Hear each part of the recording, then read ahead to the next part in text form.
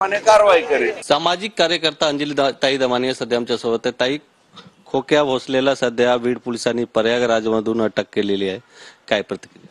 मला तर पहिला प्रश्न की हा प्रयागराजला पोचला कधी, कारण परवा रात्रीपर्यंत TV9शी त्यांनी मुलाखत दिली होती।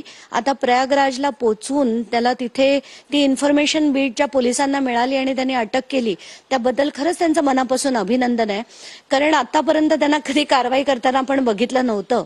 पहिली मेजर कारवाई ही बीड पोलिसांनी आता केली आहे, त्याबद्दल त्यांचं अभिनंदन। पण यापुढे तरी त्यांनी सगळी चौकशी करावी, त्याच्याकडे येणारं सोनं, पैसा, हेलिकॉप्टरमध्ये जाणं, गळ्यात सोन्याच्या चेन, मला असंही कळलंय त्याच्या एका लॉकरमध्ये कुठेतरी प्रचंड प्रमाणात सोनं आहे, त्याची माहिती देखील मी SP ना पाठवली होती। ह्या सगळ्या गोष्टी बाहेर आल्या पाहिजेत।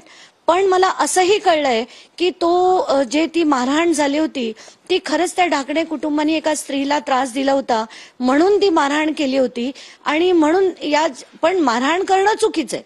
आता खरंच जर कोणाला त्रास देत होता तर त्याचं काम होतं की पोलीस यंत्रणेला जाऊन कळवणं, पण कायदा हातात घेऊन जे त्यांनी केलं ते चुकीचं होतं। तसं त्यांनी खरंच